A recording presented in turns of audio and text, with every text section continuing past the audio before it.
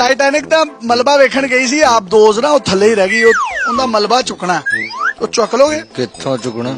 Atlantic ocean ਸਮੁੰਦਰ ਦੇ ਵਿੱਚ ਤਹਿ ਚੁੱਕੇ ਆ। ਚੁੱਕ ਲਾਂਗੇ। ਕਿੰਨਾ ਕੁ ਮਲਬਾ ਹੈਗਾ ਕੋਈ ਮੇਰਾ 150 ਤੋਂ 200 ਕਿਲੋਗ੍ਰਾਮ ਲੋਹਾ, ਸਾਰਾ ਲੋਹਾ। ਠੀਕ ਹੈ, ਲੋਹਾ ਤੇ ਇੰਜ ਚੁੱਕੀ ਦਾ ਜਿਵੇਂ ਚੁੱਕਣ ਦਾ ਹੱਕ। ਚੁੱਕ ਲਾਂਗੇ। ਲੇਬਰ ਹੈ ਆਪਣੇ ਕੋਲ? ਹਾਂ, ਮੁੰਡੇ ਰੱਖੇ। ਕਿੰਨੇ ਮੁੰਡੇ ਨੇ? ਮੇਰੇ ਕੋਲ 8 ਮੁੰਡੇ ਆ। ਦਿਹਾੜੀ ਕੀ ਲੋਗੇ? ਸਫ਼ਰ ਦਾ ਪਤਾ ਲੱਗੇ ਤੇ ਫਿਰ ਤੁਹਾਨੂੰ ਦਿਹਾੜੀ ਦਾ ਦੱਸਾਂਗੇ ਨਾ। ਤੁਹਾਨੂੰ ਲੈ ਜਾਵਾਂਗੇ, ਬਸ ਤੁਸੀਂ ਗੋਤਾ ਮਾਰਨਾ, ਥੱਲੇ ਜਾਣਾ ਤੇ ਮਲਬਾ ਲੈਣਾ, ਬਸ ਬਾਕੀ ਸਾਰਾ ਕੁਝ ਤੁਹਾਨੂੰ ਦੇਵਾਂਗੇ। ਠੀਕ ਹੈ, ਗੋਤੇ ਦੇ ਤੇ ਫਿਰ 4500 ਲਵਾਂਗੇ ਜੀ। ਕੀ ਬੰਦਾ? ਨਹੀਂ ਨਹੀਂ, ਸਾਰੇ ਹੀ 4500। ਸਾਰਿਆਂ ਦੇ 4500 ਹੋ ਜਾਏਗਾ। ਸਾਰਿਆਂ ਦਾ 4500। ਕਹਿੰਦੇ ਤੋਂ ਇਲਾਵਾ ਕੋਈ ਹੋਰ ਜੇ ਕੁਛ ਹੈ? ਰੋਟੀ ਮਜ਼ਦੂਰਾਂ ਦੀ ਤੁਸਾਂ ਦੇਣੀ, ਸਿਗਰਟ ਪਾਣੀ ਤੁਹਾਡੇ ਜ਼ਿੰਮੇ, ਲੈ ਕੇ ਜਾਣਾ ਤੇ ਆਣਾ ਤੁਹਾਡੇ ਜ਼ਿੰਮੇ, ਤੇ 3 ਚਾਵਾਂ ਪੀਵਾਂਗੇ ਅਸੀਂ।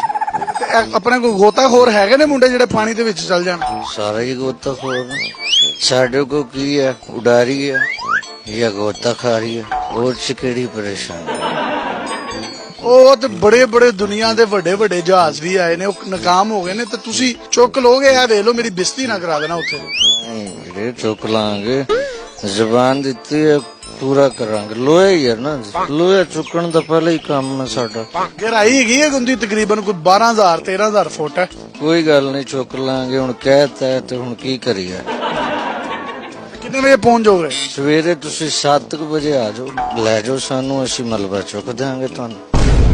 ਉਹਦੇ ਚ ਕੋਈ ਹੋਰ ਤੁਹਾਡੀ ਕੋਈ ਸ਼ਰਤ ਸ਼ੁਰਤ ਹੈ ਤਾਂ ਸਾਨੂੰ ਦੱਸ ਦਿਓ, ਕਿਉਂਕਿ ਪਹਿਲੇ ਵੀ ਜਿਹੜੇ ਕੱਢਣਗੇ ਉਹ ਵਾਪਸ ਨਹੀਂ ਆਏ।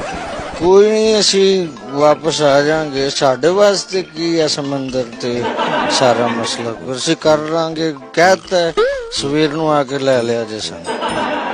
ਗਹਿਰਾਈ ਬੜੀ ਹੈ, ਪਰ ਤੁਹਾਡੇ ਕੋਲ ਲਾਈਟਾਂ ਲੂਟਾਂ ਹੈਗੀਆਂ ਸਮੁੰਦਰ ਚ ਮਾਰਨ ਲਈ? ਹਨੇਰਾ ਬਹੁਤ ਹੈ ਥੱਲੇ। ਆ ਲਾਈਟਾਂ ਵੀ ਹੈਗੀਆਂ ਤੇ ਬਾਕੀ ਜੰਜੀਰੀਆਂ ਵੀ ਹੈਗੀਆਂ ਸਾਡੇ ਕੋਲ।